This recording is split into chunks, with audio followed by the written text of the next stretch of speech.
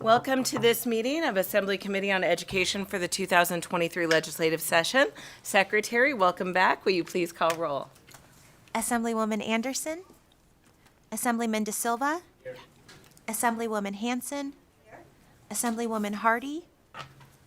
Assemblyman Koenig. Here. Assemblywoman LaRue Hatch. Assemblyman MacArthur. Here. Assemblywoman Mosca. Assemblywoman Taylor. Assemblywoman Thomas. Assemblywoman Torres. Chair Bilbray Axelrod. And I am here, and please mark Assemblywoman Hardy present. I know she was here, so she must have just run to her office really quickly. She just ran out. And then Assemblywoman Anderson is in ways because 'tis the season. So let's get started. Okay. Welcome to everybody here at this 9 a.m. meeting on Monday morning. I think you know all the rules, so let's get started. Would you like to come up? I'll open the hearing. We have two bills. We'll begin with Senate Bill 291 and then go to Senate Bill 282. And I'm gushing because you're wearing your baby. Will the baby be presenting, Madam Chair? Well, I mean, we are definitely not asking any hard questions. Right, no. That's the way to get rid of hard questions right there. You bring your baby. Welcome, and begin when you're ready.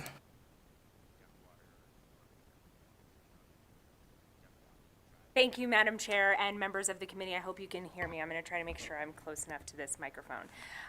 My name is Nicole Canizaro. I represent Senate District 6 in the northwest portion of the Las Vegas Valley, and I also serve as your majority leader over on the Senate side. And I am excited to be here to present to you Senate Bill 291, which seeks to make it possible for student teachers to receive substitute pay while completing their coursework in higher education, and provides funding to allow the University of Nevada, Las Vegas student cohorts at the Nevada Institute on Teaching and Educator Preparation, or what you will hear us commonly refer to as NITEP, to continue their educator preparation program.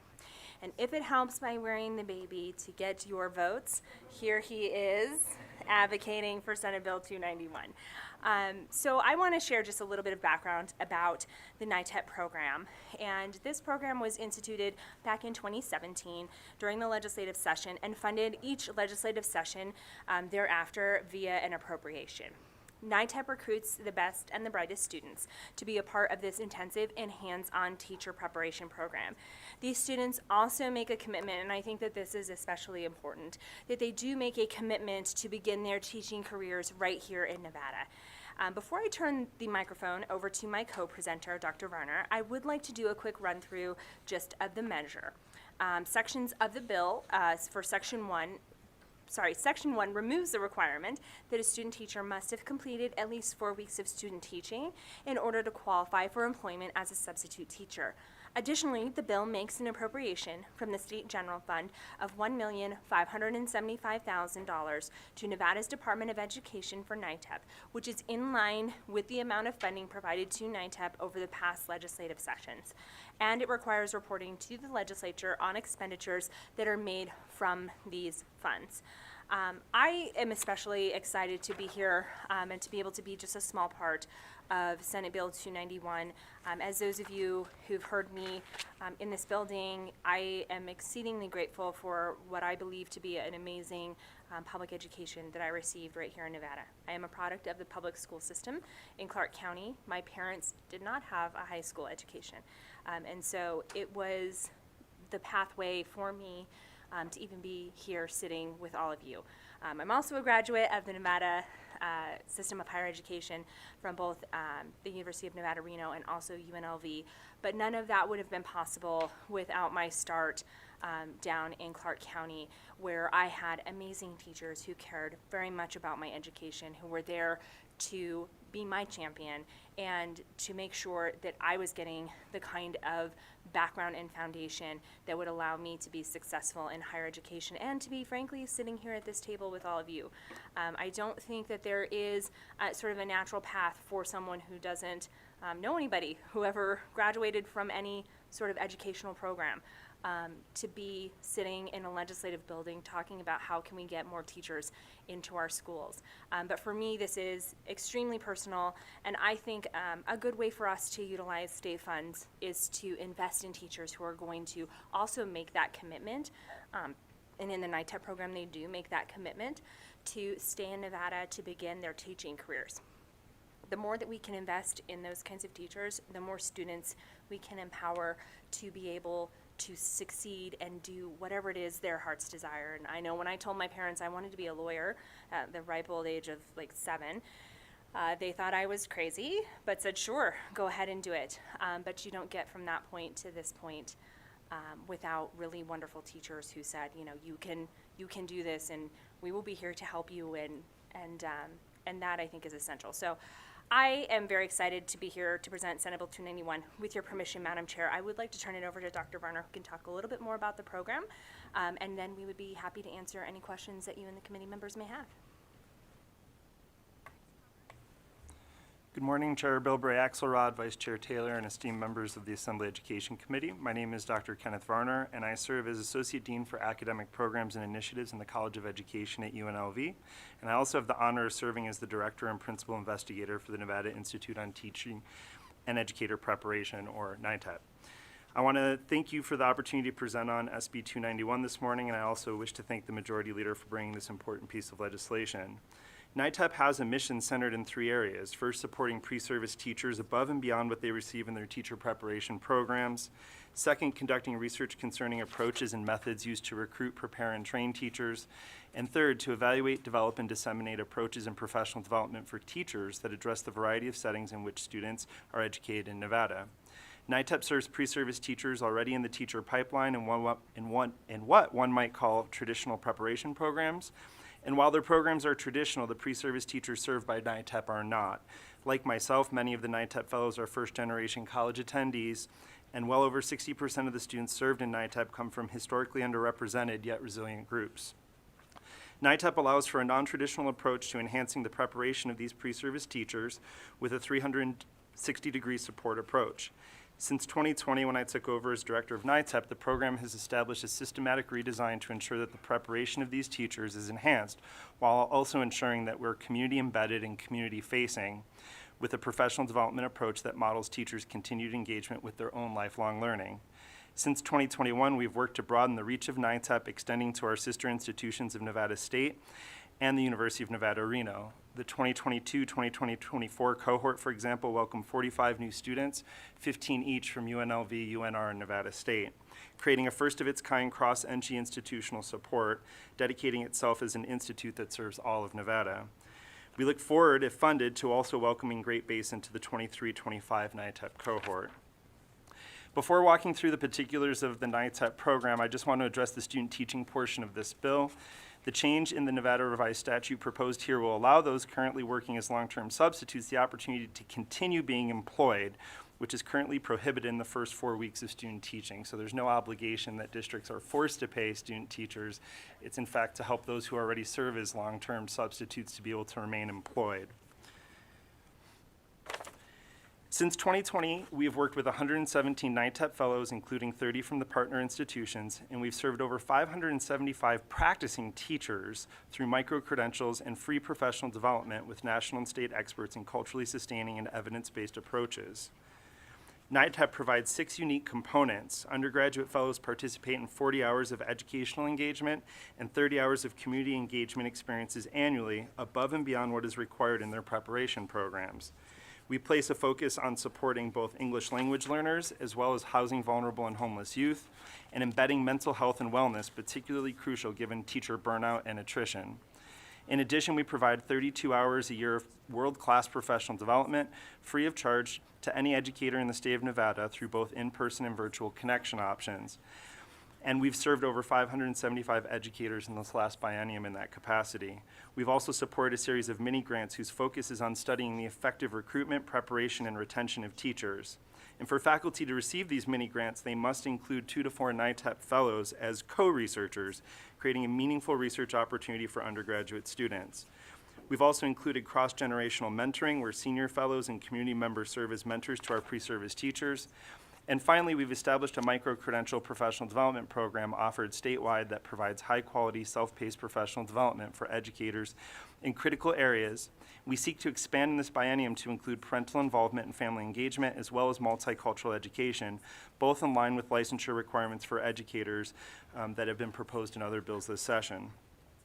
The totality of NITEP's impact since 2020 is the contribution of 20,000 hours of engagement, including over 3,400 hours serving community, in addition to 16 mini grants and 18 partnerships with 10 different community organizations. NITEP has worked to be at the forefront of recruitment, preparation, and retention, and the research conducted through NITEP has led to policy positions that have helped inform several bills this session, in which we seek to streamline teacher pipelines in Nevada centered on effective preparation and long-term teacher retention. NITEP has done this while working to maintain responsible stewardship of our funds as Nevadans, and has been noted by our external reviewers as having done just that. In the next biennium, we propose approximately $765,000 in direct aid through fellowships representing 48.5% of the funding, another $635,000 in wraparound supports, including programming and personnel, and $75,000 in indirect support to address the facilities and administrative needs associated with the grant. In all, these funds will support over 50 returning fellows, 50 new undergraduate fellows, 10 senior fellows, and we plan to serve nearly 600 in-service educators who will get the benefit from the professional development micro-credentials, while also supporting another 10 to 15 mini grants that will help faculty best understand Nevada's unique recruitment, preparation, and retention needs. With that, we look forward to answering your questions. Thank you very much. And thank you so much for bringing this bill. I mean, it's, in many ways a no-brainer, since right now we're allowing people with a high school diploma to be substitutes. I'm just a little curious about, well, two things, and it's probably in the bill and I'm not seeing it, although it's not a long bill. How long is a commitment to stay in Nevada? Kenneth Varner for the record. The commitment is to pursue staying in Nevada. We don't have that same commitment, but a lot of the fellows receive Teach Nevada funds, which obligates them to a 3-year commitment in the state of Nevada. And if they receive IPT funds on top of that, there's a 5-year commitment. Thank you for that. And I'm sure we have questions, and I'm let's see. Does Angie has a question? I'm so sorry. Vice Chair Taylor, it's a Monday morning. I am so sorry. Vice Chair Taylor has a couple questions. I will ask you one more thing. The micro-credentials, you went through what they all were, what they're offering, but just tell me what that looks like in practicality. Kenneth Varner for the record. So we've developed a series of mini courses, let's call them, that are not university credit bearing, but allow a teacher to extend their professional development in certain districts. That helps them with career ladder steps, and also now works over the next year. I know NDE is working, for example, on teacher leadership endorsements, and these would help with contact hours. Also, there are several requirements for multicultural ed, parental involvement, family engagement, where we're expanding. So currently we have 5 courses, and they're 15 hours of contact time for the students, self-paced, online, asynchronous. And the topics include supporting housing vulnerable and homeless youth, STEM education, English language learning, data-informed instruction, as well as literacy. So these are critical topic areas where a lot of teachers may not want to necessarily come back to a university for credit-bearing development, but the districts may not be providing sufficient professional development themselves. This allows the teachers to opt and choose in, and we're looking to expand by adding another 5 courses this year and another 5 courses the year after. Thank you for that, and it'd be great if at some point they could count for credits, right? Professional development. Those would make sense to me. Okay, so we will go to Vice Chair, and then we will go to Assemblywoman Hanson and anybody else. It's Assemblywoman Thomas after that. Thank you. And, okay, thank you, Madam Chair. I know you know Assemblywoman LaRue had questions, because she always has questions, and that's okay. Thank you so much. Good morning, Senator, and Junior Senator Cole, and We appreciate all your work, and Doctor, we appreciate you being here. And thank you for bringing I've never heard of this program before now, so it's actually really exciting. That's probably why I have a couple of questions. One that the chair asked in terms of the numbers of years that are committed, and it sounds like that varies. That they'll need to be here. Which districts, and I know the program is housed in the institute, which absolutely makes sense at UNLV. But in the presentation packet, as well as in your comments, you talked about the statewide reach and other institutions that are involved. Which districts do those, or do they serve districts in their communities? Help me understand how that connection works. Kenny Varner, thank you for the question.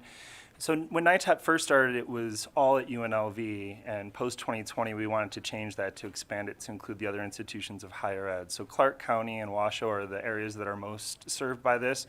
But through unique programming at UNLV, we're also starting to deliver programs to paraprofessionals online, for example, who could also be in NITEP. So it could be statewide in terms of all the counties, but principally right now, Washoe and Clark are where most of our folks go and where we're physically located. That also includes our friends from Nevada State. So the 45 new individuals in NITEP this year represent those two counties. What I will say, however, is that one of the cool features of this program, we wanted to figure out how to reach high schoolers statewide as part of our own pipeline initiative. So one of the community embedded engagements that happened this year was the fellows developed an online college tour program to be able to reach students in all parts of Nevada that typically find it hard to come do college tours. So one of their community engagement activities was to help high schoolers throughout the state see what Nevada State, UNR, and UNLV look like and feel like and might be for them,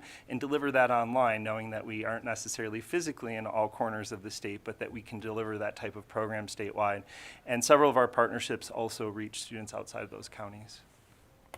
Thank you, Dr. Varner. If I may follow up, Madam Chair. Thank you. So just to make sure I understand the program, so hopefully students come from high school, they get involved, they want to be teachers, and we get them involved in the institute. And are these the same ones that do their student teaching?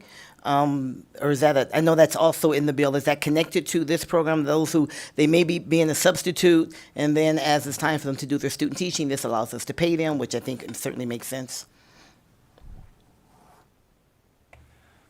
Kenny Varner, thank you.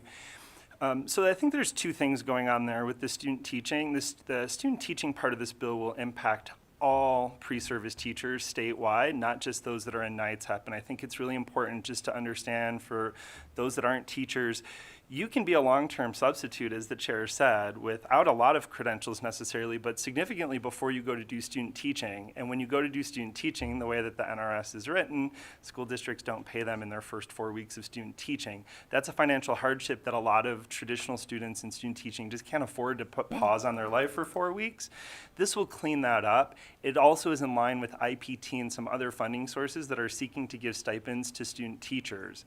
All of the fellows of NITEP become student teachers, so in that way they're also impacted by this. But NITEP has generally served those who come from high school into college pursuing teaching. They have this 2-year fellowship opportunity to be able to pursue additional preparation, because while we're very proud of our traditional preparation programs, we also know that the life of teacher is more robust than what necessarily happens in the 120 credit hours of the academic program. So this helps, we call this a pre-retention measure. So part of getting people to want to stay in Nevada isn't just giving them the technical skills, it's to embed them in the community and see how the work of a teacher can support community-based initiatives and have other contact with the community. And for a lot of our students that outside of their own K-12 experience, they haven't had those opportunities. Thank you, Dr. Varner. I appreciate it. Thank you, Chair. Thank you. Assemblywoman Hanson. Thank you, Madam Chair, and thank you for being here. It's, of course, wonderful to see baby Cole here. I love this idea, certainly needed considering the situation we're in with teachers and teacher recruitment. I have two things. I was wondering in section 1, number 2, why did that language get removed, that not less than 4 weeks of student teaching in a school district as part of one of the, and then I'll have something else, if it's okay, Chair. Kenneth Varner. Again, I think to help clarify the situation that a lot of student teachers find themselves in, for many traditional student teachers, in order to pay for their college, they're already working as substitute teachers long before they go into student teaching. And the way that the statutes currently work, they could be in a long-term position, let's say, for a year, serving for a year as a long-term substitute. Then it's the time for them to go to student teaching. They have to pause receiving income during that 4 weeks, and it becomes disruptive then for them and for the school district. So schools make some sort of choices sometimes about how they shift the placements around. The other part of why we want to do that and why this is meant to, yes, this is the NITEP bill, but it's also meant to take what we've learned in NITEP and help the rest of the state think through kind of some of the limitations. There are a lot of initiatives that are looking to move towards year-long residency models, apprenticeship models. Certainly we're doing that. And there's agreements from districts. For example, CCSD is looking at having student teachers who serve in year-long apprenticeships be able to earn long-term sub-pay while they're doing that as a more novel way of doing their student teaching, still under the supervision of licensed teachers, still following all of the requirements. This would facilitate that happening. In that first 4 weeks, I can't express enough, and for a lot of folks, this might seem silly, but literally, financially, student teachers can't afford not to earn income during that 4 weeks. And so they drop out of our programs after 3.5 years of studying to be a teacher. They can't afford that 4 weeks, and they end up going to do something else. So if we need to help sort of decrease teacher shortage, it's pretty fundamental that we figure out how to retain them through graduation. And this will go a long way to making sure that at least the financial component of why some people are leaving before they even graduate will get addressed. Thank you. And that makes complete sense. So thank you for clarifying that on the record.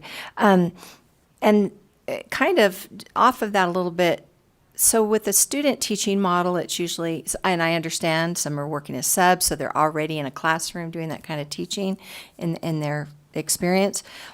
But the purpose and the intent of student teaching, as far as I understood, is you're watching and modeling what another teacher is doing. I'm just curious, do we have any concerns that the student teacher is being a little too independent? I know there's supervision, but that student teacher's not actually in the classroom at that point in time in their education, watching those experienced teachers handle lesson plans, the different things that they do. Maybe they're doing it offline, but I'm just curious about that interaction. Do we have concerns? And you probably have lots to say to address it. I just wanted to get it on the record. Kenneth Varner, I usually have lots to say about lots of things, but I'll try to be super brief.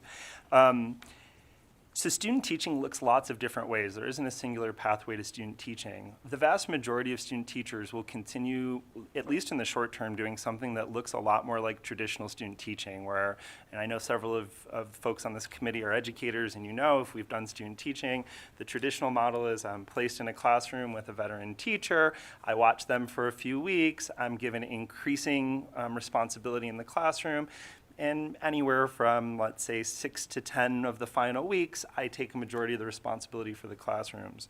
I think that that'll continue being that way, but there are a lot of folks who've been serving as long-term subs for several years, have built experience, and this is a pathway that works for them in the schools, and they are supervised by veteran teachers. The veteran teacher is in the classroom.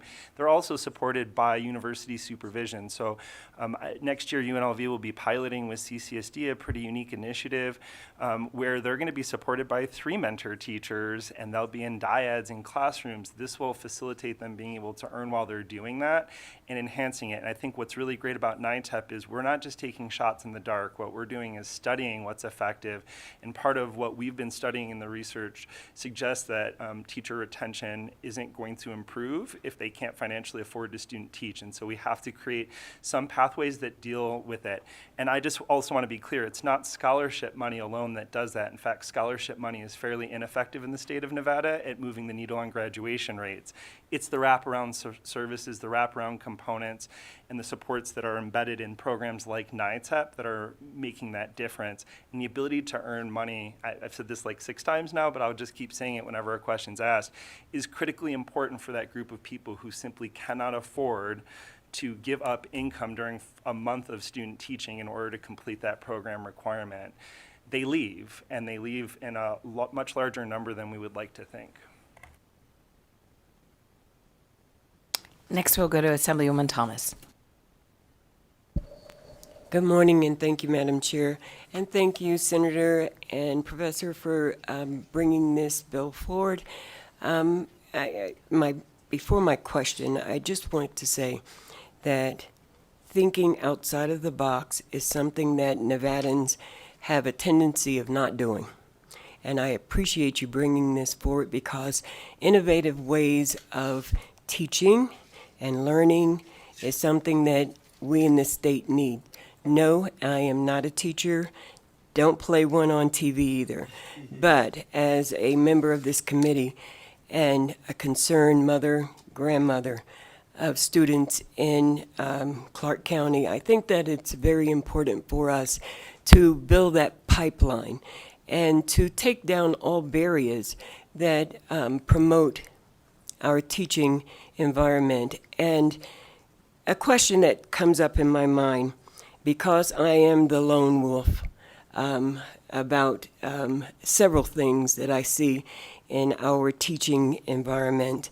When you gave your curriculum of what you are studying for teachers that are studying under your program, I want to know if you have a component in there for social, emotional learning development of the teachers, because we have so many diverse students in our community, and I think that it's essential that we learn and get teachers that are involved in our community that can think outside of the box, that can embrace our students, you know, and I know that there are several teachers on this committee might not believe what I'm saying, but it's true, and it's very important for us to know that the minority groups in our community are learning from teachers that know about their community. Kenneth Varner for the record. Thank you. I passionately agree, and this is why we've structured the program in the ways that we do. I said that I'm a first-generation college attendee. I think my father might be watching today. And parents send you the very best thing that they have every day, hoping for a good outcome. Unfortunately, in Nevada, with the number of vacancies that are there, that's a hard sell to ensure parents that they are getting the very best outcome. I, like the senator, I'm a product of public school as well. And so what we're trying to do, so licensure requirements do require some touching on socio-emotional, some cognitive, there's several requirements, but we also know that the totality of the credit-bearing program won't cover everything a teacher needs to know, and that's why in NITEP, we embed all of these other things around it, and we try to enhance what they get through their regular 120 credit hours. So the professional development program that we do actually comes right out of this and making sure that the students see themselves reflected in the professional development. Over 60% of NITEP fellows are students from historically underrepresented groups, and we're not sure consistently that they see themselves fully represented in the curriculum of teacher preparation and the students they serve. I had the great fortune of having 8 teachers who identified as black female K-12, which is rather unusual for most students. That's not a sort of common statistic, and what we know is that everyone benefits from having teachers of color, students of color, and white students as well. And so a lot of our programming is around the needs of diverse community. In Las Vegas, where a lot of the UNLV and Nevada State students are, homelessness and housing vulnerability is a real struggle that creates mental health and wellness concerns, socio-emotional needs. That's why we've embedded such a commitment to mental health and wellness in NITEP, and that's why we've encouraged it with all the other teacher pipeline bills that are circulating around this session, is that we have to have a more round approach to how we're dealing with it. Sociocultural learning is important, but also, and I said in the presentation, but to reemphasize, culturally sustaining practices are ones that are really important, and teachers learning how to know who they are as people, but also how to engage the humanity of those that they serve. if we look at just public school teacher demographics compared to student demographics, they're not the same. So there are far more students of color than there are teachers of color. And so it's pretty vital that we think holistically about the preparation. And again, I work in higher ed, so I believe in higher ed as the pathway to prepare folks, but I also know that that doesn't mean that that's the only place that we should hope is that the curriculum is going to take care of everything. What we're trying to do is also, and this is why we've opened NITEP up to any practicing teacher in Nevada can get the benefit of our micro-credentials professional development support, because it may have been some time for them before they've really engaged this conversation, or they're realizing that the realities now are different than when they started teaching, and that they need that new development approach as well. Thank you. Next, we will go to Assemblywoman LaRue Hatch. Thank you, Chair. Thank you for bringing this. So I can say definitely as a practicing teacher that paying our student teachers is critical, because not only are we asking student teachers to go 4 or 6 months without pay, we're actually asking them to pay for the privilege, right? Because they're paying for credits. So I appreciate that we're moving in that direction. My question is just about NITEP in general. I like the bill. I think it's great. I am a teacher and I have never heard of NITEP. And that's probably because I'm in Washoe. But I just wondered, you said the micro-credentials and the professional development are open to all. Are there any other programs that are open to teachers outside of Clark? And then what efforts are being done to make sure teachers know about these programs so we can take advantage of them? Thank you. So UNLV Nevada State are located in Clark, and obviously Reno is located in Washoe. And so that's the geographic location where many people are prepared. But to be clear, we're also encouraging teachers to think about the needs of Nevada and where they want to go. So I think we're working with community partners in rural areas to help encourage folks who might not have thought about teaching in rural communities as a viable option for their own career, and giving them good contact and experiences there. As you said, the professional development micro-credentials are open to anyone in the state. We are expanding. Our plan, when funded, is to expand to Great Basin as well, so that students there are a part of NITEP. NITEP, in the first few years that it was there, was housed at UNLV, but it served it served UNLV students, and that's something that we wanted to course correct. It's the Nevada Institute, it's not the UNLV Institute. And so while we're very proud to host NITEP and want to be responsible stewards of it, we know that we need to do that in partnership with all of the teacher preparation programs statewide, which serve a broader base. Thank you. And with that, I think we are good on questions, so we'll have you sit back. Thank you again for bringing your child. So gorgeous. He slept the whole time. I think I saw a shh one time, yeah. Please go ahead when ready. Thank you. Good morning, Madam Chair, members of the committee. Alejandro Rodriguez, Nevada System of Higher Education. Angie's in strong support of SB 291 and the NITEP program. We'd like to thank Majority Leader Canizaro for bringing forward this measure, and for Dr. Varner's presentation on the very critical issue facing our state. Thank you very much. Hi, good morning. Alexander Marks of the Nevada State Education Association, speaking in support of Senate Bill 291 to remove the 4-week requirement for student teachers. This session, we also spoke in support of AB 323 to contemplate payment for student teachers, so perhaps those ideas can be harmonized. I know many in this committee are co-sponsors or sponsors of that bill. Thank you. Good morning to our Bilbray Axelrod members of the committee. For the record, my name is Nick Schneider, representing the Vegas Chamber, and we are in support of SB 291. We believe this is a great way to address coming over a financial burden for a lot of our teachers, and expands access to the profession of teaching. And thank you so much for your time. Good morning, Chair, members of the committee. Daniel Stewart here on behalf of the Clark County Education Association. We are in strong support of this bill. Sessions develop certain themes, as those of you who've been through many of them. One of them we hear regularly is about our teacher vacancy crisis. And although it is a statewide crisis, it's also something that's disproportionately borne by our at-risk schools. Something like over 80% of our vacancies are in our at-risk schools. So now I agree with the comments about needing outside-the-box thinking, and I don't know that there's been a session where there's been more comprehensive effort to try to create pipelines, recruit, retain teachers, both on the fiscal side, On the policy side, this bill fits in very well with some of the bills that members of this committee have as well. And we look forward to seeing them all, hopefully in the next week, make it to the finish line and have one of the greatest efforts for teacher recruitment that we've had in any time. I also want to thank UNLV and their partnership in this. It's critical that K through 12 and our higher ed be linked up if we're going to have a fully functional pipeline. Thank you.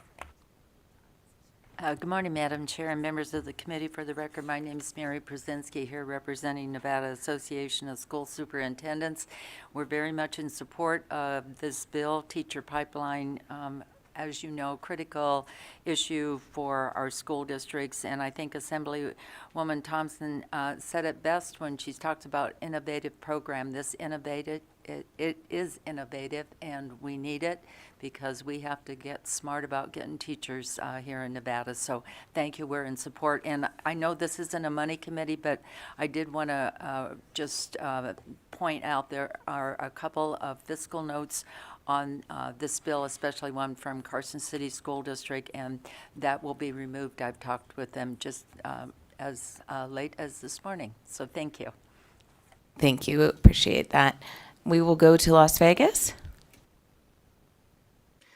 Good morning, Madam Chair and members of the committee. My name is Sheila Bray with the University of Nevada, Reno. We'd like to thank Majority Leader for bringing forth this bill and also give a lot of thanks to UNLV and Dr. Varner for the work that they have done on this program. It's a proven method, and as many of the speakers before had said, we need to provide our students and those entering this workforce with the surrounding supports, and that's exactly what NITEP does. So thank you for including us in this, UNLV.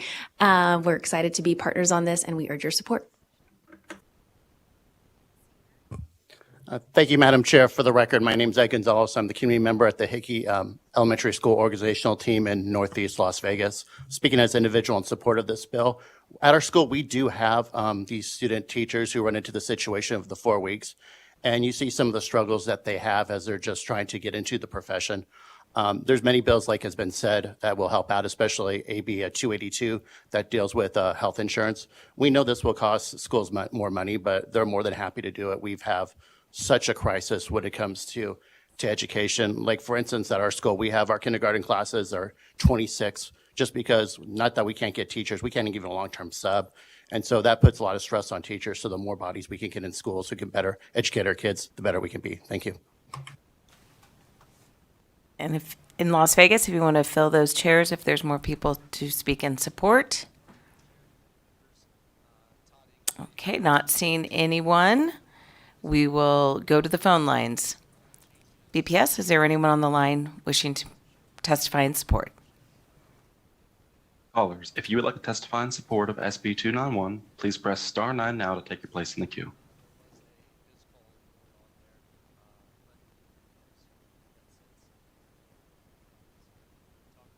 Chair, there are no callers choosing to testify at this time. Thank you very much. With that, we will go to opposition here in Carson City. Is there anyone in opposition?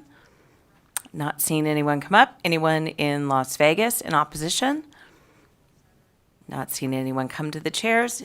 Phone lines. Anyone on the phone lines in opposition? Callers, if you would like to testify in opposition to SB 291, please press star 9 now to take your place in the queue.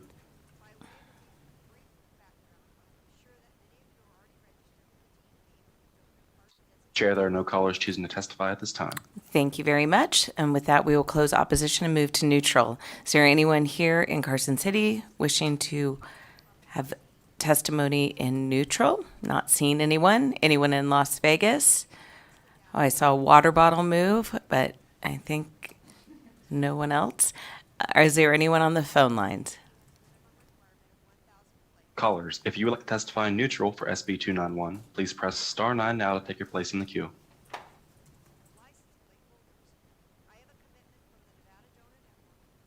Chair, there are no callers choosing to testify at this time. Great. And with that, we will close neutral testimony. Would you like to make any closing remarks? He's shaking off. Okay. With that, we will close the hearing and stand at ease for a few moments while our next presenter comes in. So 1 minute recess.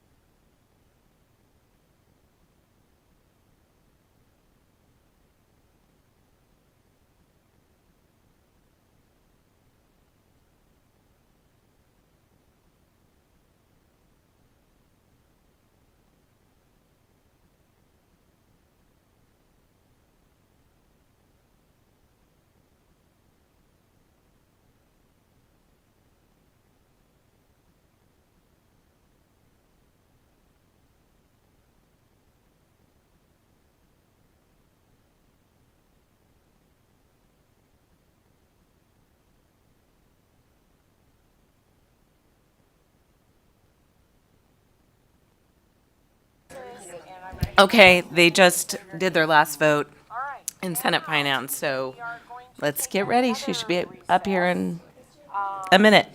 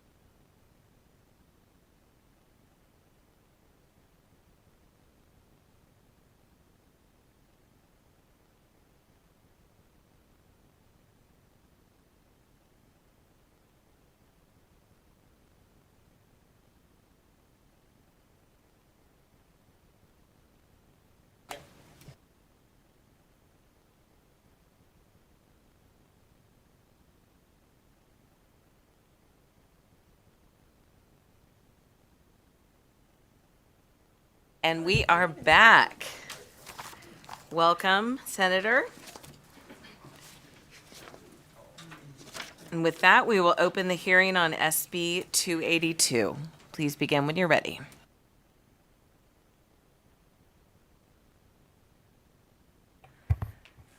Thank you. Good morning, Rochelle Wynn, Senate District 3. Thank you so much to the committee and the chair for your patience. I know I jinxed myself when I said it would be 10 minutes. So I appreciate your patience, everyone here. Again, my name is Rochelle Wynn, and I represent Senate District 3 in the heart of Las Vegas, and I'm excited to be here this afternoon. This is actually my first time presenting in the Education Committee in the Assembly, and only my second time in any Education Committee, so I'm excited to be here. I did have the pleasure of sitting on this last session, so it's exciting to be back here and see all these new faces. So why Senate Bill 282? A lot of times people make assumptions on why bills are brought and who brought them forward and what the ideas were for the bill and what interest group got to you and what how a bill became here. So I do like to start every bill presentation with the why, or what this bill seeks to solve. Or for those of you that are superhero movie fans, which I am a Marvel fan, what is the origin story for Senate Bill 282? So my kids had the pleasure of attending a 5-star elementary school in Clark County as part of the Clark County School District. Our first child, who actually just turned 13, I know I look too young to have a 13-year-old, but this is the case, attended this amazing school. It was one of the magnet schools in the Clark County School District. He was our first. He's our baby. He still is my baby. And like many new parents, you're trying to find the best opportunity and best fit for your child. And ultimately, we got there. We were involved parents, which I think we want to encourage parents to be involved in their children's education. And so it was my husband's decision to run for the SOT. So for those of you that are not in Southern Nevada, the SOT is the school organizational team. My husband was ultimately elected. It is an elected position amongst the other parents in the school that are part of the SOT. And he always likes to say that he was the first elected in our household, which is true. He, along with the other parents of the SOT, were excited to be involved. And things went well because they had a principal at that time that was great, communicative, listened to the parents, listened to the SOT, realized that they could use those SOT members and those involved parents to make the school better. However, shortly into his term, the principal decided to retire. He was grateful that he was going to be a part of that process in selecting the next principal for that school, as were the other parent SOT members that were a part of the SOT. We had another child at the time that was also in the school, and we were very happy with the school and the climate and the atmosphere that was taking place in that school. After participating and reviewing and interviewing several candidates, and I want to make sure that you understand that this wasn't a situation where it was like taking place after work. My husband, as well as the other SOT members, had to take time out of their day, took their job and their responsibilities seriously, reviewed the applications, were a part of the interviewing process, interviewed 5 principals. At that point, they thought they had a real voice in this. In fact, the SOT was unified in their opinions about the candidates. And it was at that time when they realized they didn't actually have a voice. And in fact, many of them left the SOT because they realized that their voice didn't mean anything in this process. And what I mean by that is they made recommendations, and they were told after all this process of participating, vetting, being a part of this process, getting input from other parents that were a part of, not a part of the SOT, but a part of the school community. They were, thank you for taking time away from your jobs. Thank you for taking the time away from your families. But we're going to go into a different direction. In fact, we're going into the opposite direction. The person that you ranked last, we are not going to select that person as the principal. It was heartbreaking to see what happened, and it ultimately led to almost every single one of the teachers leaving that school. The school plummeting from a 5-star school to I think it's a 2.5 or 3-star school at this point. And that's not the entire problem is looking at a star rating and plummeting, but also looking at the climate of those teachers that were there. I had many teachers that were crying to the parents about how the climate had changed in that school and how it had changed, ultimately to the point where we made the decision, and it was heartbreaking, to take our youngest child, who was about to enter the 5th grade, out of the 5th grade and put her into our neighborhood school, which has turned out to be fantastic as well.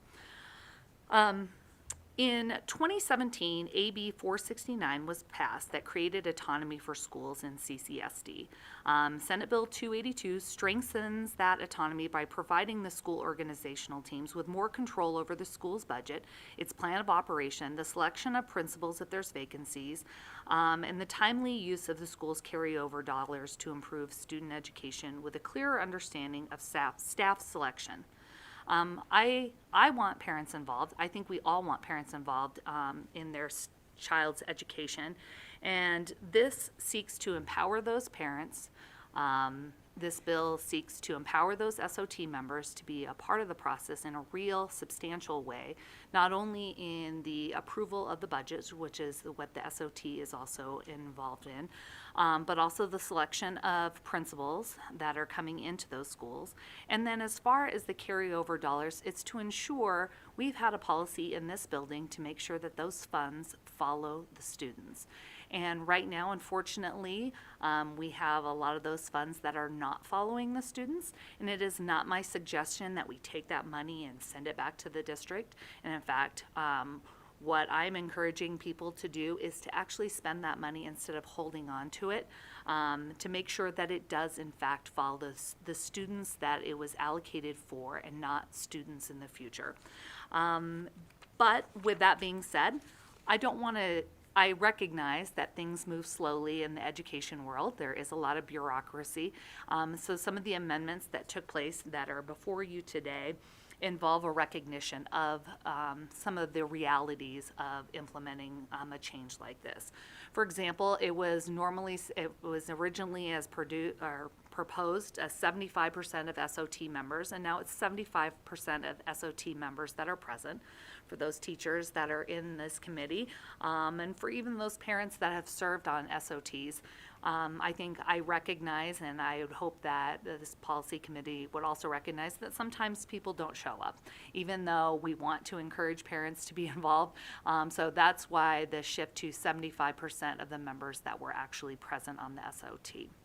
As far as the carryover dollars, we put some additional language in there because we recognize that sometimes it's easier to say, spend this within 12 months and keep a certain percentage back as like holdover or carryover, like you can hold on to and I guess save for the future. But this, we changed it to 24 months in recognition that sometimes after 1 year, you realize that there are certain things that might take a little bit longer to order and get there. And so we also added that from 12 months to 2 years in order to spend those carryover dollars. Initially, we had a 1% that you were able to hold on to, and after speaking with people, we moved that up to 5%. So those are some of the changes that you've seen that have ended with the bill that is before you today. And with that, I will open myself up to any questions that this committee might have. Thank you, Senator. We will start with Assemblyman Koenig. Thank you, Madam Chair. Thank you for the presentation. From my days on the school board, I found that if you, and we did this numerous times, if you form a committee and have them do work and then you don't listen to what they say, it doesn't ever turn out well. So I kind of like that. One question as I was reading through here that jumped out at me was the section 2 where it talks about the principal of local school makes every effort to notify the members. Can you define maybe every effort? I mean, that seems, I don't know what the legal definition of that would be. If you think every effort possible, I mean, knocking on their front door and tell, I mean, what, define every effort for me. Thank you. Rochelle Wynn for the record, through you, Chair, to Assemblyman Koenig. I think our intent, I'm putting that, I don't think there's any legal definition for every effort. But we wanted to make sure that SOT members were actually informed that there were going to be meetings. Typically, the way it is run is the principal of the school is the one that actually, like, I guess, convenes the SOT and, like, sets that agenda for when those meetings are going to be heard. And so this was just an effort to make sure that people were notified. So if people were not showing up, it wasn't because there wasn't notice that there was a meeting. So there isn't any kind of, I guess, legal definition for every effort, but I think the intent behind that was to make sure that people were notified of those meetings going forward. Skywriting. Thank you. Next, we'll go to Assemblywoman Torres. Thank you, Chair, and thank you for the presentation, Senator. It's great to have you back in the Assembly. I do have a question, more of like a clarification. I've worked at a school with an SOT team, and we did lose our principal. Our principal was moved to another school, and when we went through the selection process, the individual that was selected was not actually the person that ended up becoming principal of the school. In fact, there were like 2 or 3 candidates, and none of those candidates became principal of the school. It was somebody else who came from the outside, which caused quite a bit of upset in the school community, and I think a lot of turnover for teachers and upset from parents. So I'm just wondering if you can kind of walk us through what that process is going to look like, and like what steps will be taken, because I know obviously it's here in bill form, but if you can kind of walk us through that conceptually. Thank you. Rochelle Wynn, through you, Chair, to Assemblywoman Torres. I'll kind of walk it through in, I guess, more of a layman's terms, if that's correct. Currently, when a position for a principal is vacant, the SOT creates a list of qualification and provides it to the superintendent. The superintendent and at least one member of the SOT interviews 3 to 5 candidates and submits them to the SOT, who ranks the candidates in order of preference and then submits those back to the superintendent. Ultimately, the superintendent has the ultimate authority of hiring that principal. So like in your scenario and my scenario, there was a list that was given, and sometimes it's no one on the list, or it's the bottom of the list, or it's any on the list. What SB 282 seeks to change is the SOT is now required to submit to the superintendent a ranking of those candidates based on those qualifications for the position of principal, and authorizes the organizational team to reject the selection by the superintendent of the candidate for the position of principal if at least 75% of those members on that organizational team that are present vote to reject that selection. And it also provides that if the organizational team rejects that selection of the superintendent is then required to select a candidate for the position of principal from the remaining candidates on the list submitted by the SOT. So let's say it's the scenario, I'll just use mine as an example. Let's say there were 5 candidates and they said, we're going with selection number 5, and we reject that. They would have to come back with one of the other ones, and you could go through that list of people that are on that list. So it would have to be a back and forth between that. But again, you would have 75% of the members that would have to vote for that. So it just takes that ultimate power and authority from the superintendent to override and just essentially, override that parental input and that SOT input, and it gives a little bit more balance to the process. Thank you. I appreciate that because I think the SOT process has not worked as efficiently as it should. And I'm disappointed with how we have disempowered SOTs when the intent of the reorganization was to ensure that parents and community members had a voice in education. Thank you. And I forgot to tell you, you can go to direct to the. Next, we will go to Assemblyman De Silva. Thank you, Madam Chair. Thank you, Senator, for your presentation. So I have a question. You did touch upon it a little bit. You talked about the spending of the carryover dollars. And my question is this, why do you think it's so important to actually to utilize those funds and to spend that money, especially in regards to the effects this can have on some of our more socioeconomically challenged schools? Thank you. Rochelle Wynn, thank you for that question. When I looked at some of the numbers, I looked at how much money was being held over in these carryover funds. And it was a shocking number. We sit here in these committees, and especially now that I'm on one of the financial or money committees, I see that we are always trying to give more money to education. We are always trying to make sure that those dollars follow our children. We have a pupil-centered funding policy that we have put into place, and we are trying to implement that. When I looked at some of these carryover dollars, and it came actually from the special session, because we realized that there was quite a few carryover dollars sitting in some of these accounts, upwards of $250 million. So I'm not talking about small dollar amounts. I'm talking about large cumulative dollar amounts that were not being spent on educational we're not being spent on our kids. And I kind of looked at that, talked to a lot of principals to try to figure out what was happening there. I think that you have principals that have tried to be responsible. Honestly, I don't think there was any ill intent on taking this money. I don't think it was hey, we're just hoarding money in the school accounts. I think they were very, very concerned that they wouldn't have this money going into the next school year, or they wouldn't have it in other things. But it's very limited on what they can use these funds for. You have schools that want to paint their buildings, and they want to use school education funds that are meant to be used to improve educational outcomes for our kids, and they were painting their buildings. And quite honestly, as a policy, I don't think we should encourage people to save money that should be spent on students to paint the building. That is something that should come from the district. They should be maintaining those kind of facilities. They should be able to take that money and buy extra program, do extra tutoring, do other school things that actually affect the kids. And so as a policy, it's my opinion, and I'm hopeful that other people will agree, that the district should be responsible for fixing a roof. Or replacing an air conditioning unit. That shouldn't come from those educational dollars that were meant to spend on students.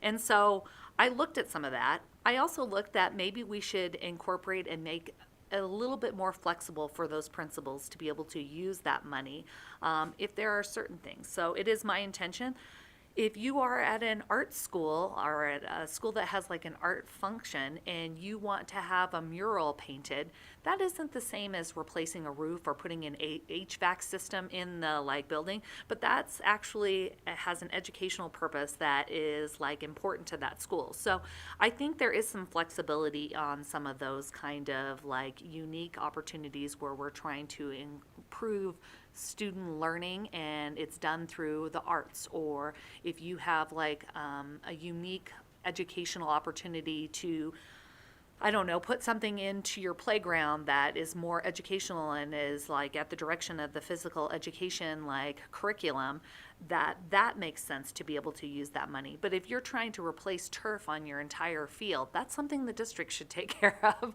and it shouldn't come out of these educational dollars. So that's kind of a combination and compromise. So in some of the language in, oh, I'm sorry, I will go to this.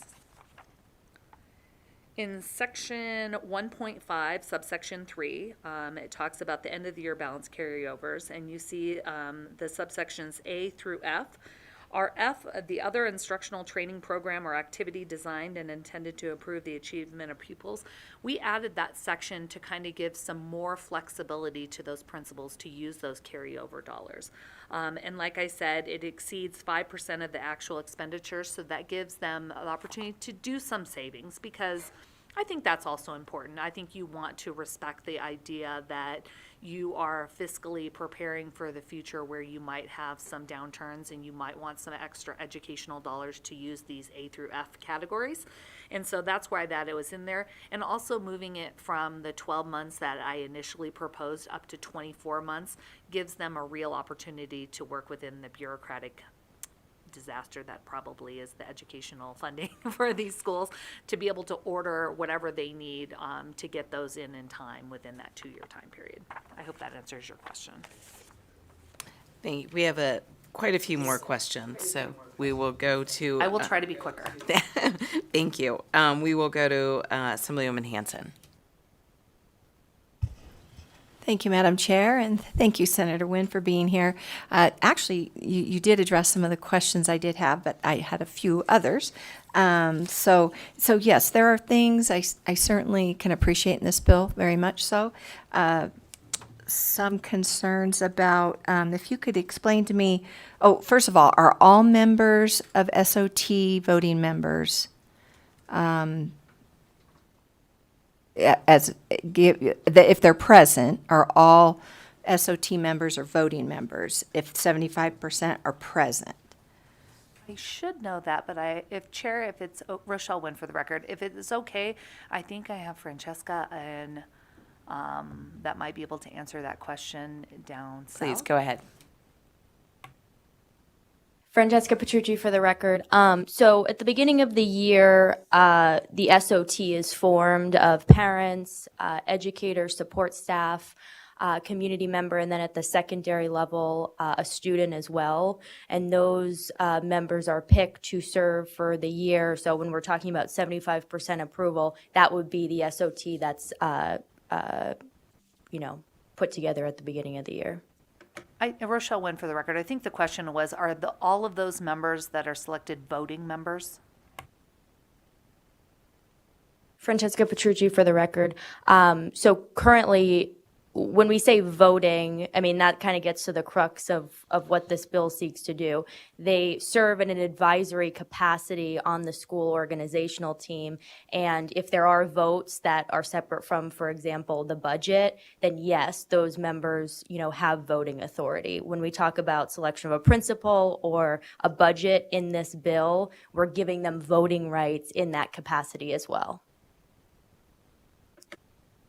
If I could follow up, Chair. So on the budget, so a student votes on the budget at that point, it's probably me not understanding. Essentially, when it comes to things like the budget or the principal, even a student or what we term non-voting members get to vote on that? Francesca Petrucci for the record. It would be the members of the SOT, which differ depending if you're at the secondary level or a lower level. So just to give you context, okay? So the SOT must consist of at least 2 teachers, 1 support staff, and 3 parents. They can have 1 or more community members, and then at the secondary level must have 1 student. The maximum is 4 teachers, 2 support staff, 6 parents, and 2 students at the secondary level. So to your question around the budget and veto authority over a principal selection, those would be the members who would take part in that process. I'm going to go to Mr. Killian, who can clear up some information as well. Thank you, Madam Chair. Asher Killian, Committee Counsel. So NRS 388G 720 sets out the membership of the organizational teams. Under existing law, the principal is a member, but a non-voting member. I believe the bill would change the principal to a voting member. There are between 2 and 4 members who are teachers or other licensed educational personnel who are voting members.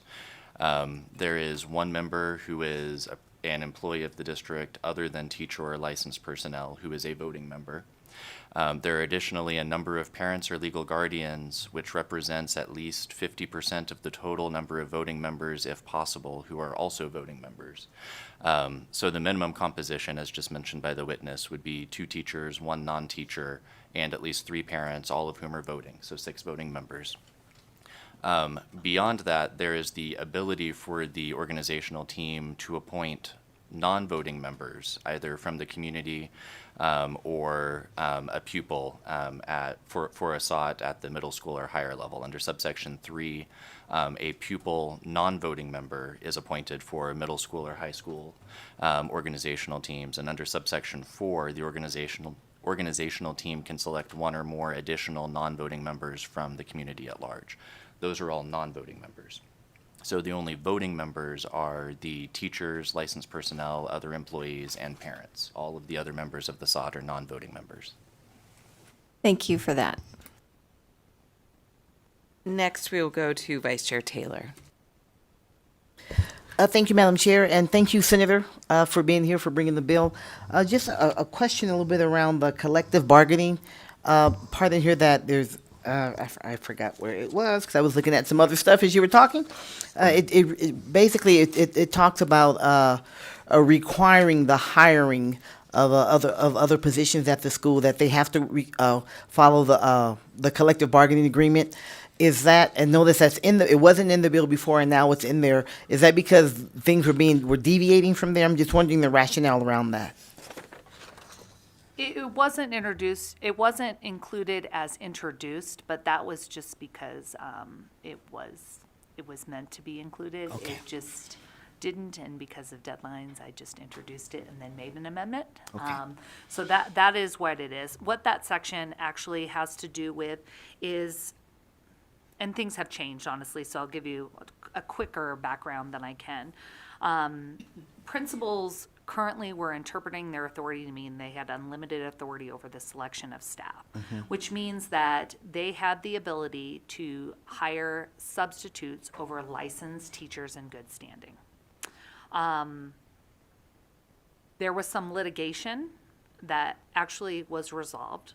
So what this language now does is it actually codifies what the Nevada Supreme Court held just recently, like in the last 30 days, that says that they have to abide by whatever those collective bargaining agreements. And in this case, it says that a principal cannot select a substitute over a licensed teacher in good standing.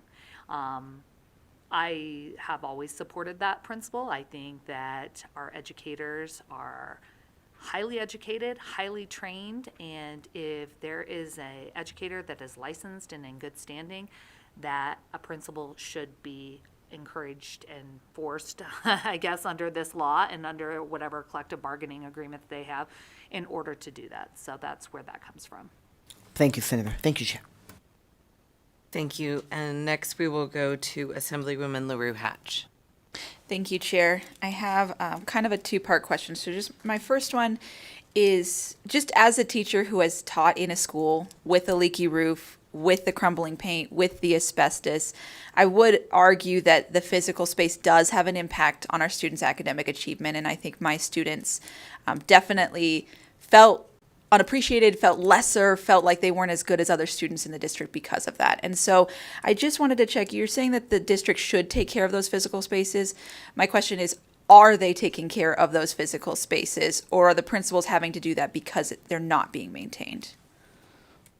Rochelle Wynn, for the record.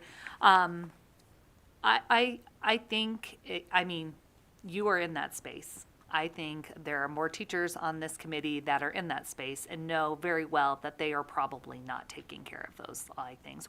Or the process of having those kind of repairs are happening so slowly that people are not seeing that. However, putting something in statute that essentially absolves the district from taking care of physical spaces, I think is a policy that we don't want to put in statute that essentially tells the district, you don't have to do this. You can make your principals and you can make these individual schools use this money to repair a roof or to do that. And so I think we should encourage them through other policy decisions and other mandates that we have on the district to take care of our students' physical structures so they can have an effective learning requirement. But the idea that we would shift that burden from the districts to those individual principals, it would only encourage them to have to save money, and they would want to hoard that money because they want to replace a roof because they don't think they have. And if we put it in statute, then the district won't replace those things. They won't make it a priority. We see that unfortunately happen a lot where people are not taking care of the physical schools that our children are being housed in. And if we don't encourage them to do that and we put it in statute that they are not responsible for the physical maintenance of those buildings, I think that would be a bad policy. So I hope that answers your question. Yeah, no, thank you. And if I may have just a brief follow-up, Chair, thank you. So I just wanted to speak to the programs that are allowed for those carryover funds. So this is section 1.5 on page 6. I'm looking through these and pretty much all of them are programs or extracurricular programs, tutoring programs, and I just wanted to ensure that there's some flexibility for personnel. As a teacher, a lot of times I see districts or principals buy really fancy programs that literally no teacher ever uses, when what we could really use is a reading specialist in our classroom, right? Or an additional aide or a security monitor or something like that. And so I just wondered if there was any flexibility for personnel or anything else other than prepackaged programs. I might be phoning a friend here because I think it's our intention that when we were using the term programs, we wanted, what I had mentioned before, like tutoring and, other personnel that actually helped with some of those student achievement activities because, we have program or activity. That was my intent, and I think she's got her hand on the buzzer down there down south. I think she might be able to have some input on that as well. Francesca Petrucci for the record. So for context, a lot of the source of the carryover is the staff attrition. So it's no secret, huge vacancy rates down here in Clark County. So the source of a lot of this carryover is the fact that we have such high vacancy rates. And so, yes, the objective is to first fill as many of these vacant positions in these schools as possible. And then the balance of what's left over after, salary and staff is where Section 1.5 subsection 3 comes in with the guardrails around what the remaining carryover dollars can be used for. And if I may, too, just for context on this carryover issue, because that is a critical piece of this legislation, since fiscal year 21 to fiscal year 24, there's been a 57% increase in the carryover funds. So we're talking about the district next year set to sit on $205 million. And so while we're working on filling these vacancies, which is, of course, the first priority, there has to be some prescription around what the balance of those funds can be used for, because what we've been experiencing is a ballooning of the carryover in lieu of all of the vacancies. We're going to go to our legal counsel too to just kind of clarify what those funds can be used for. Thank you, Madam Chair, Asher, Killian, Committee Council. So looking at paragraphs A through F of subsection 3 of section 1.5, paragraph F in particular has very broad language in terms of any other instructional training, program, or activity designed and intended to improve the achievement of pupils. I think certainly staffing, materials, kind of anything that would improve the achievement of pupils would fall into that paragraph. So it allows for pretty broad uses of these funds as long as they're targeted toward pupil achievement. But also in paragraph A, where the language talks about supplemental academic achievement programs, there are no restrictions in the bill on what the contours of that program would be. It would be up to the local school precinct and its leadership to put together a program that matches the description of supplemental academic achievement program. And if that's a program to supplement staffing to ensure that pupils have adequate access to teachers, that could qualify as a supplemental academic achievement program. If it's a program to acquire the kinds of materials necessary to teach pupils at an adequate level, that could qualify as a supplemental academic achievement program. So I think the gist of my answer is just the program isn't necessarily limiting in the way that it might potentially be read. Thank you very much for that clarification. What he said. Next, we'll go to Assemblywoman Thomas. Thank you, Madam Chair. And thank you, Senator, for bringing this forward. My question actually has to do with special interest groups for this carryover funds that that I'm hearing that could be close to a $500 million collectively within CCSD. I understood by Mr. Killian when he said that you could use these fundings to help our at-risk kids with social workers and or hiring licensed social workers, licensed counselors to assist our children with behavioral problems. My question actually has to do with when you use these funds, and if they cannot use all the funds within the 2-year period, where does that money go? Does it go for the special interest groups to decide or dictate what that principal does with the money, or does it go back to Central? Rochelle Wynn for the record. If you look in section 1.5, subsection 4, if a local school precinct fails to spend the entire amount of the money by the year-end balance carried forward pursuant to those subsections within that 24 months, it doesn't revert back to Central. It reverts back to the Education Stabilization Account created under NRS 387.1213. And again, I want to make this very clear that this is money that's like extra. And to what the point was, is most of this has ballooned because of vacancy rates. Because when you are hiring a substitute, which sometimes right now out of necessity, because we don't have enough teachers, although I know there's lots of teacher pipeline bills that are moving through that hopefully in the future we won't have that problem. The schools are saving a lot of money by hiring a substitute as opposed to a licensed teacher in good standing. And some of it is out of necessity because they don't have those teachers right now. But this is just the extra money that is in there. This isn't money, this encourages them to come up with other programs that are in the A through F, so it doesn't. And again, it doesn't go back to the Clark County School District into their own personal slush fund. I know there had been some legislation proposed during a special session. There had been language proposed even in this body by other members. That is not my intention at all. It is to go into that education stabilization account, and that's anything in excess after that 2-year time period. Thank you. Thank you. Next question, Assemblywoman Anderson. Thank you, Chair, and thank you for bringing forward this language.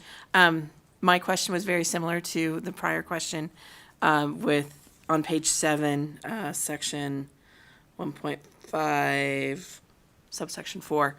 So thank you so much for that clarification. That would be going back to the state stabilization account, not going back to the district. But my other question had to do with that first line, or I'm so sorry, line 4. If you could make sure that it's really clear that, or excuse me, line 3, actual expenditures. Because one thing that I've had some principals from Clark County reach out to me and say, well, we've sent in a request and they have not been approved. So I want to make sure that that's clear, that this is actually what has been spent, not just what's being planned to spend. It is, Rochelle Wynn for the record, it is actual expenditures, the language in there.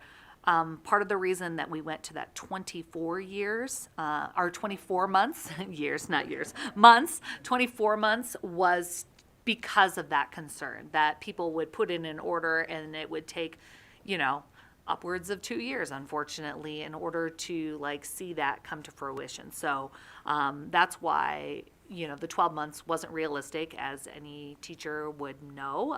You can put in a request and it might take up to 2 years.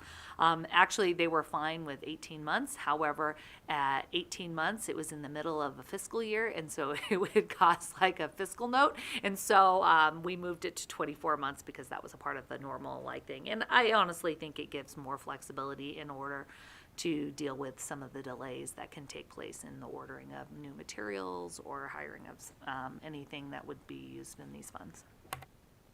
Thank you so much for that clarification. Thank you, Chair. Thank you. And now we are on round 2 of questions. So we will go to Assemblywoman Torres and then Assemblywoman Hanson. Thank you. The clarification from legal answered my next question. Thank you. I appreciate it. Assemblywoman Hanson. Thank you, Chair, for another shot here. Carrying on with this carryover.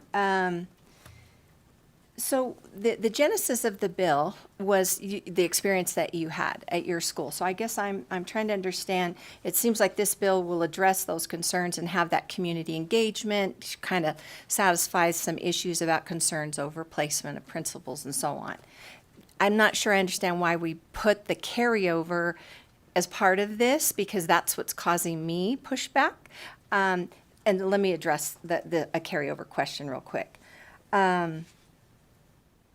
We talked about, so your child moved to another school, your daughter's now moved over to another school, and the idea about these funds would go to the stabilization account rather than to stay with the district.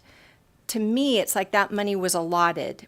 If we take it from the school and we put it at the state, that money was earmarked really for Clark County, right? So I'm not understanding why, if we're going to take it from the school, put it in the state account rather than the district account. I understand why there might be concerns over that, but I'm just saying, if we're going to go on the premise of it's kind of following the students are in Clark County. So just if you could on that. Rochelle Wynn for the record. Part of the reason is I realized in the carryover, and if you look at the SOT and empowering those parents that are part of the SOT, that are taking time from their day, that want to be there to better the schools for their children, and I think we all want to encourage, like I said, to parents, the SOT is not only the selection of principals, but it's also the selection, or it's the approval of the budget. If we want to encourage those dollars to follow the student, I think this puts a real, hammer over these principals and these schools and these SOTs to spend that money on the students that they were allocated to. Not the students 4 years from now, or the students, 6 years from now. But the students that are in the school right then and there, with some flexibility for understanding. And so, you have a situation already currently where there is money that's allocated to the student, and because they don't even have to spend it within 2 years, it's just ballooning and ballooning and ballooning and hanging out there. There is one high school in Clark County that has $4 million just hanging out in their account. And it's continuing to grow as they're having vacancy rate problems and getting, licensed teachers in there. for various reasons. So that's where the carryover dollars comes from, because it also empowers those parents on the SOT as a part of that budget and spending process.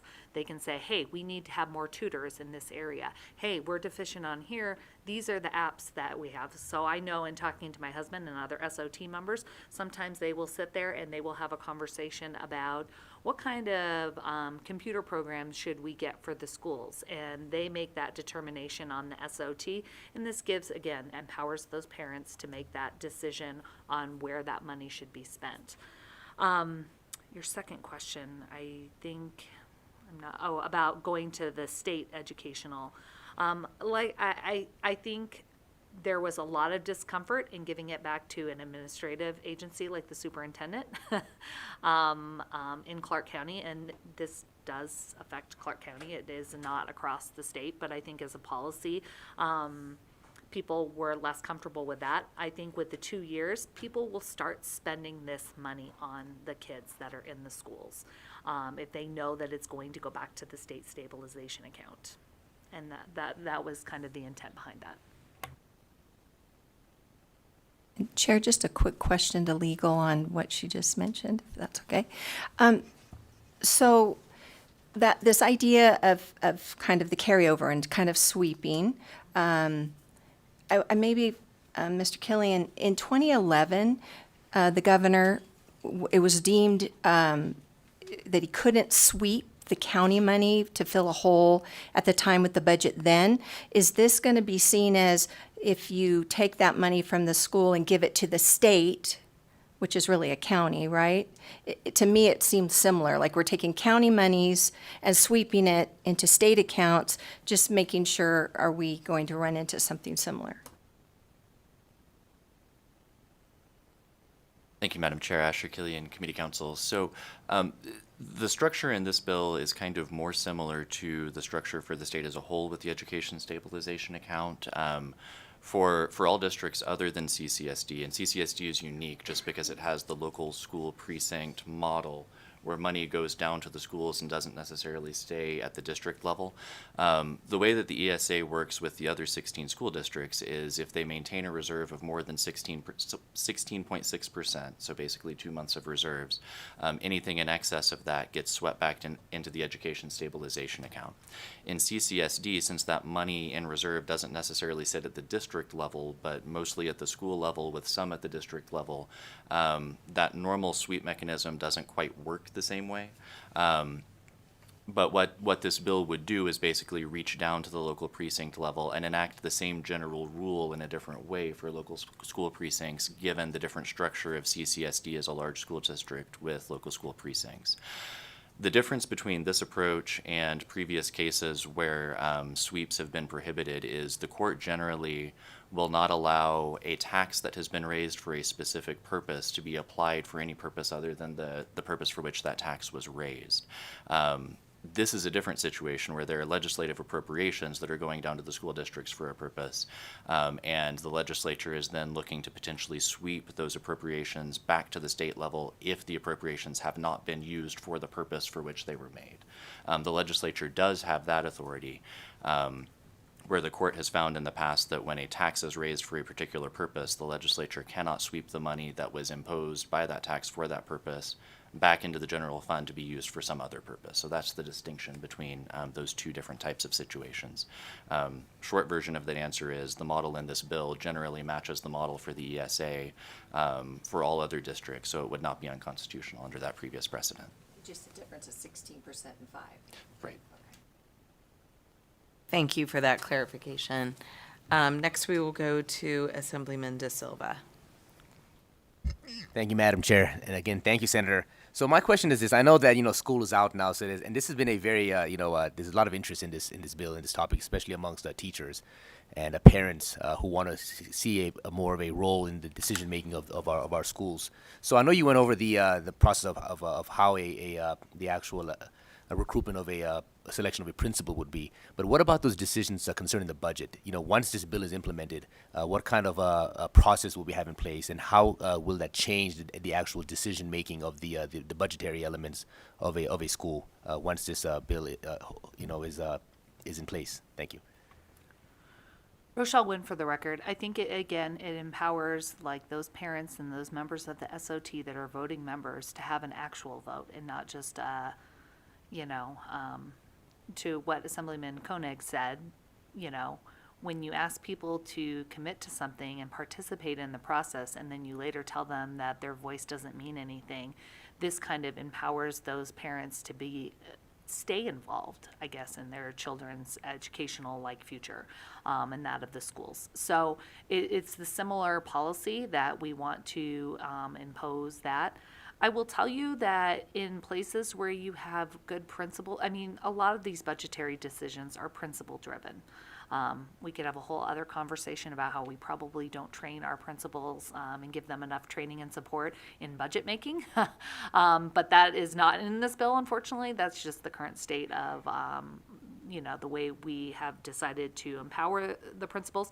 But when they have good when they're communicating and they're working collaboratively among the SOT and they have a good system, I don't see this being a huge problem, but it also just gives an actual voice. It actually gives power to that vote of the SOT member. And that's just consistent amongst budgetary decisions, principal selection decisions, to make sure, and it's a pretty high standard. It's still 75% of that SOT membership. And so you heard what the membership of the SOT, that includes the principal, which we now give a voting, we give them power as well on the SOT as a part of this bill into doing that. So it really just empowers people that their vote matters and the work that they're doing counts. But it's still it's not like a majority, it's 75%.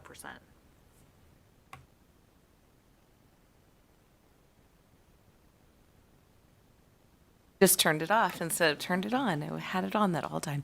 With that, I will have you step back and we will open it up to support. Anyone in the room in support of SB 282, please fill up those chairs. And same down south.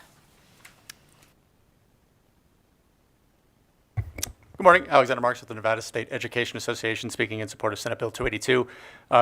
Due to the language in Section 1 clarifying that selection of staff shall be done in accordance with the collective bargaining agreement, it's the same position we held on Senate Bill 251, as the Senator mentioned, codifies this idea. Thank you. Good morning, Madam Chair, members of the committee. Nick Schneider with the Vegas Chamber. We are also in support of SB 282. Very strong support for providing additional autonomy for our schools, especially our teachers and parents, giving that parental empowerment, as well as the intent of limiting the carryover funds and encouraging spending on our students. Thank you so much. Thank you. Anyone else in Carson City? Okay, we'll go to Las Vegas. Good morning, Chair Bilbray Axelrod and members of the committee. For the record, my name is Marie Nisus. I'm the president of CCEA, and I'm speaking in strong support of Senate Bill 282. I was elected to my school organizational team during the first 2 years of implementation. I was fortunate to work with an administrator who valued the committee's input. We reviewed needed materials, staffing, and ways to meet our students' needs. Unfortunately, this was not the case for many of my colleagues. Since the initial implementation, the SOTs, composed of parents, educators, support professionals, and students and community members, have been more of an advisory committee without any real say in what and how the school's budget will be spent. The SOT process has become nothing more than a rubber stamp committee. Typically, a predetermined school's budget is presented to the SOT. This restricts the SOT members from having input and is not a collaborative effort to improve student outcomes. Many of my colleagues feel that their voices are not heard or valued. The SOT members must be empowered and have decision-making authority. Teaching at a Title I school, we painstakingly try to stretch every dollar to impact student achievement. However, there are schools with millions in carryover dollars. Our students are in crisis, and their educational needs must be prioritized. Carryover funds must be used to meet their needs. Money should benefit students currently enrolled at each school and not saved for several years later. As a grandmother to students currently in CCSD, I expect money earmarked for their education to be spent on their education, not to save for a possible rainy day. If the reorg bill intended to create a committee that understands the needs of their individual precincts, then the SOT must be empowered to have input in the selection of the principal and the budget. SB 282 will help address this and other problematic issues with our current SOT model. I urge you to support Senate Bill 282, and we thank Senator Nguyen for bringing this bill forward. Thank you. Good morning. Thank you, Chair Bilbray Axelrod. My name is Christina Hollowood. I'm a special education high school teacher, parent of 2 CCSD students, and a member of CCEA.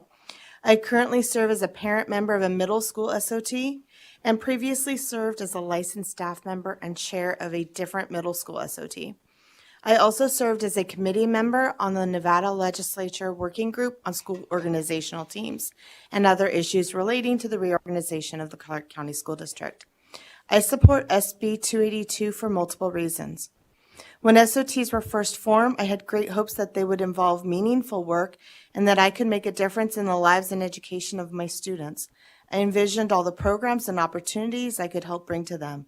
I studied our school operating plan and budget relentlessly. When the budget was presented to us by our principal, I risked alienating her because I strongly believed that a budget with off-ratio administrators instead of teachers was not best for our students.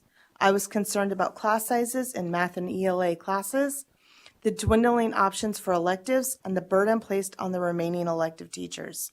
For multiple years, the principal chose to increase administrative staffing at the expense of licensed and support staff educator positions. I voted against every budget, knowing my vote was meaningless. After 3 years, my principal invited me to leave my building. After that disillusioning experience, I struggled to see the value of participating in another SOT. This year, my son transitioned to middle school. I saw the SOT as a way to be involved in this new school experience. Again, I researched the school operating plan and other documents. I was happy to be elected to the SOT as a parent member. But instead of feeling like an engaged parent, my new SOT responsibilities feel like they are in name only. We are presented with plans and a budget. We are allowed to ask questions. But once again, the SOT is merely a check mark on a to-do list for the administrator. The only votes we take are related to opening and closing meetings and approving minutes of those meetings. I ask you to support the changes included in SB 282. Allow the SOT members to be the meaningful change agents we were meant to be. Thank you. Good morning, Madam Chair and members of the committee. For the record, my name is Kenny Belknap. I'm a high school social studies teacher at Liberty High School in Clark County School District, and I am also the CCA treasurer. I'm speaking today in favor of SB 282 and the changes it makes. I can tell you from my lived experience that these changes are desperately needed. When passed, AB 469 gave site principals unprecedented control over their budgets. The hope was that these administrators who work in these schools would know their school communities' needs and use this funding from the state to move the needle on student achievement. I can tell you from firsthand experience that just isn't the case. CCSD schools are projected to roll over hundreds of millions of dollars this year alone, most of which is located in our most needy schools. These principals decide unilaterally to set up these pseudo savings accounts instead of using this money to reduce class sizes, hire more teachers, or to implement intervention strategies to help students get to grade level. Money is given each year to teach kids each year, not to hold on to just in case. Not only are CCSD administrators sitting on money when they do decide to spend it, some are prioritizing to reduce their own workload rather than on helping students and their learning. For example, my previous school had a population of just over 2,000 students. They currently employ 8 administrators and have 6 teachers on special assignments outside of the classroom, none of them working directly with children, all while having long-term subs in classrooms of critical need. Compare that with my current school, which has a population of over 3,000 students. We have 6 administrators and only 1 teacher on special assignment. Why is this disparity allowed to occur? Why does a school with 1,000 less students need more central office staff? This is because we let one person decide the budget. Do you think the parents at my last school would want more people being paid not to work directly with their children? More administrators don't move the needle on student performance. More licensed educators and education support professionals do. We must put a check on how these principals are building these budgets. Otherwise, this historic investment you all are passing this session are going to go to waste. So I encourage you all to support SB 282, and thank you for letting me speak. Thank you very much. Is there anyone else in Las Vegas wishing to provide testimony? Not seeing anyone. BPS, we will go to the phone lines. Callers, if you would like to testify in support of SB 282, please press star 9 now to take your place in the queue. One moment, Chair. Good morning, Madam Chair. My name is Brian Walker. I'm speaking today as a parent. I want to thank you for the time to hear this bill today, as well as Senator Wynn for bringing the bill. I'm a parent of 2 students in the Clark County School District. I currently sit on 3 SOTs in our area. And as a parent, you know, what I have to say is that the reorg has really yet to been implemented with any fidelity. And in practice, what it's created from a parent standpoint is these gray areas of accountability where central blames sites and then the sites blame central, and parents are left to kind of navigate a very gray area of who's actually responsible for which policies. SB 282 adds some accountability to some of those areas, including in areas of the budget, as well as voting on the replacement principal.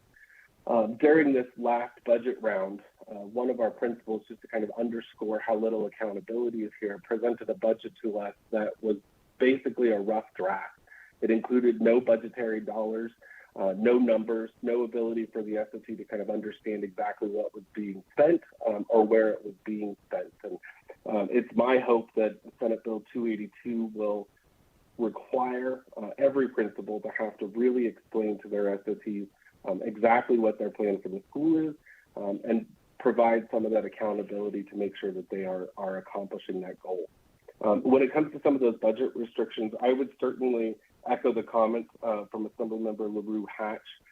A lot of the school-based building projects that we have done on all 3 of our SOTs are incredibly with students in mind and making sure that they have the environment that is actually going to produce scholars and that they feel some value and self-worth. And so for those reasons, we support Senate Bill 282, and I would urge your support. Thank you, Madam Chair. Thank you. BPS, is there anyone else on the phone lines wishing to offer support testimony? Hello. Good morning, Madam Chair, members of the committee. My name is Jessica Jones. I'm a kindergarten teacher at a Title I school on the east side of Las Vegas. I'm also a proud executive board member of the Clark County Education Association.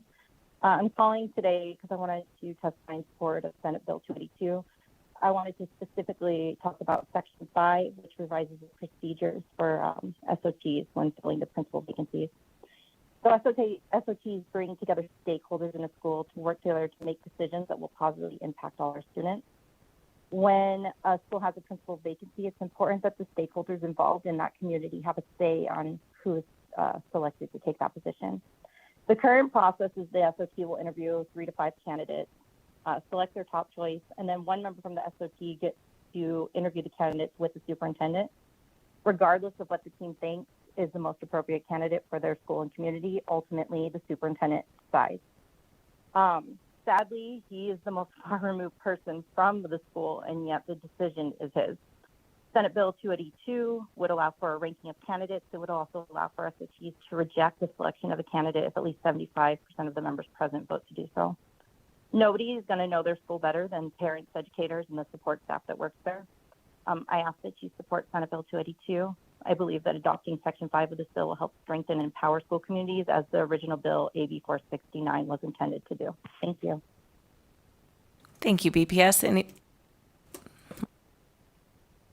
There, it wasn't lighting up. BPS, anyone else on the phone lines?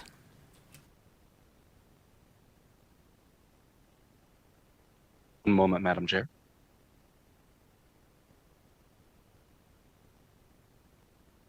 My name is Robert Hollywood. I'm a proud executive board member of the Clark County Education Association. I'm testifying today in support of SB 282. I had been elected to my school's organization team in the year of implementation of the reorganization law. During this time, my school had a principal retiring. It was extremely important to our school community to have the opportunity to select the incoming leader for our building. It took a tremendous amount of effort in our school community, much of it from our parent-teacher organization, to allow the SOT to interview candidates put forward by the district and to recommend one from that pool in 2017. Though ultimately the district hired the candidate our team chose, they could have overridden our decision, as has been the case at many school sites. Our school experienced a great 4 years under the leader we chose. The school climate was second to none.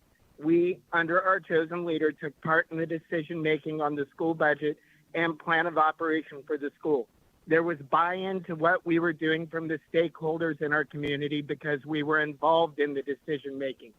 Our elementary school is no stranger to school-based governance, having spent some years as an empowerment school before establishing the SOTs in the reorganization law. After years of implementation, it's time to empower the SOTs with some real power. Thank you. Thank you for the call. BPS, is there anyone else on the phone lines? Chair, there are no more callers choosing to testify at this time. Thank you. With that, we will close support testimony and open it to opposition. Is there anyone here in Carson City or Las Vegas in opposition? Seeing no one here in Carson City, please go ahead in Las Vegas. Thank you, Madam Chair. For the record, my name is Ed Gonzalez. I'm the president of Cares First CCSD, a newly formed group to train parents and community members on the school organizational team and their responsibilities. And I said it previously, I'm also a community member at the Hickey School Elementary organizational team. I'm speaking in opposition mostly to the carryover dollars. And so the idea that holding principals accountable by sweeping their funds at our poorest schools is not the way to go. There's a much better way of doing it. To give you an example, at our school, we have about $900,000 in carryover funds. We have 3 wraparound services where we have community in schools, we have Boys Town, and we're newly going to spread the word. We also have 2 counselors. Our trouble is that we cannot find these services to spend this money on, whether it's the federal dollars that have come into the school district, have spent things like curriculum and other aspects of it, or just other things where we just don't have the support staff, or we don't have the teachers. Like I said before, we have 26 students in our kindergarten class, but most of these vacancies come from the fact that we have no teachers, and we knew this when we had the hearings. $70 million, the CFO of CCSD, Jim McIntosh, said was going to come from these savings. And the biggest problem is so many of these schools are unable to spend it, whether the district has the State Board of Education in their 2-year investigation said, put up so many barriers to sit here and to spend the money. You have Valley will lose $3.8 million. You'll have Matt Kelly who'll lose $1 million based on the information that we looked at, which is 5% of the 2024 budget. And in fact, the schools don't even get these carry dollars for years later. The school year that just ended right now, they won't be able to spend that money until the 2025 fiscal year. So there's so many barriers that are being put forward onto this that schools cannot simply spend the money. We just had a bill before that talked about trying to increase the teacher pipeline. $133 million could be swept up and sent back to the state, and that'll eventually go back to the central office. So we can use those dollars to help increase the pipeline, because the one thing my school and many other schools want is we want teachers. We don't have them, yet we have the money to do it. Thank you, Madam Chair. I oppose this bill for those reasons. Thank you for your testimony. Anyone else in Las Vegas? Go ahead. Good morning, member of the committee. For the record, my name is Abraham Camejo. I'm a parent. I feel that I'm the only parent listening to this, and I'm strongly opposed for this. I sit at the Rancho's SOT board. Rancho will lose $1 million. That funds can be used for our school. I also sit on the bond oversight committee for the school district. Money needs to be used. I've been told that money needs to be used by the principal to fix, to paint, to repair air conditioning units, our facilities. I've been able to upgrade and to fix Rancho High School's football field, programs like our mariachi, and different programs that are implemented and essential for our education, safer environments. Our schools currently need more teachers. Principals cannot use the funds that they do have to create an incentive to retain good teachers, to hire good teachers, to say, hey, if you come to this school, we'll give you a bonus.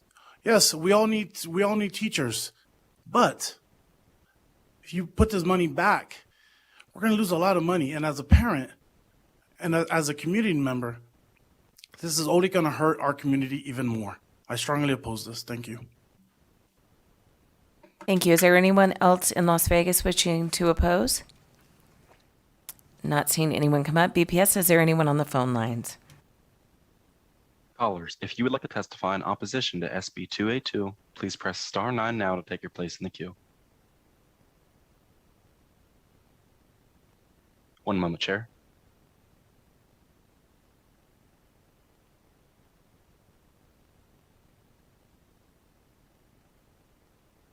Good morning.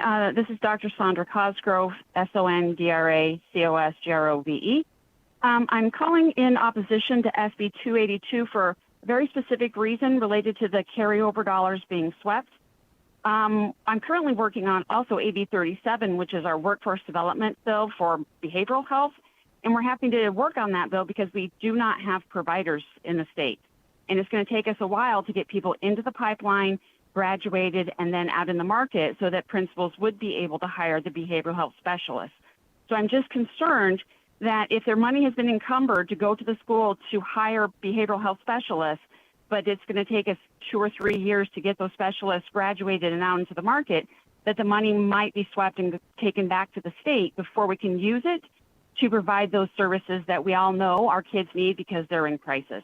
So it's for that very specific reason I'm in opposition to SB 282. Thank you, Dr. Cosgrove. Anyone else on the phone lines? Chair, there are no more callers choosing to testify at this time.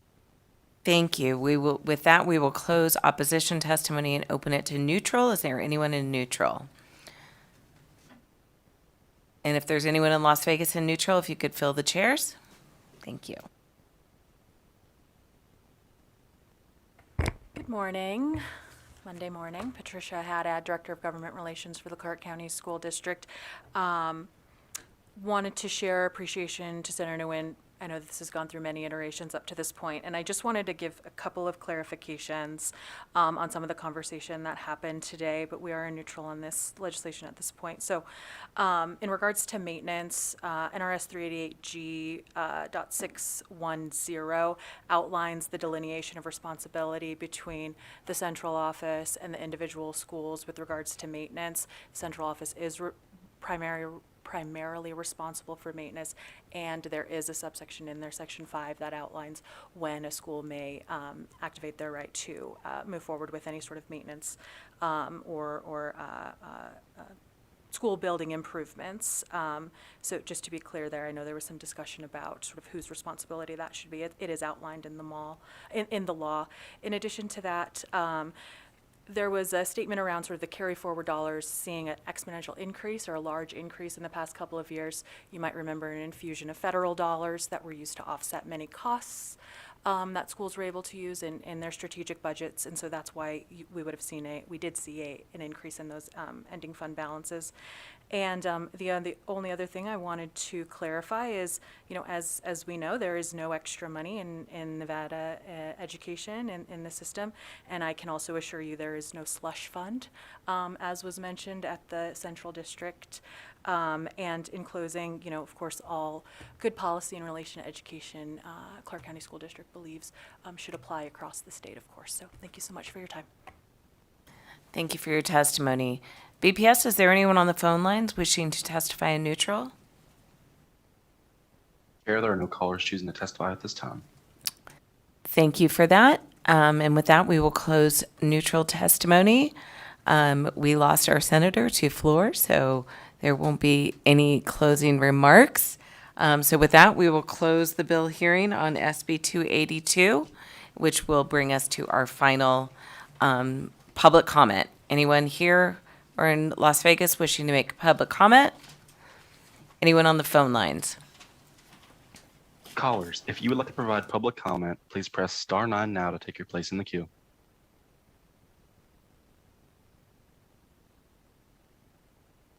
Chair, there are no callers choosing to provide public comment at this time. Okay, with that, we will be adjourning. We do anticipate getting at least one more bill, so we will say that we will have our regular committee time tomorrow at 1:30. With that, this meeting is adjourned.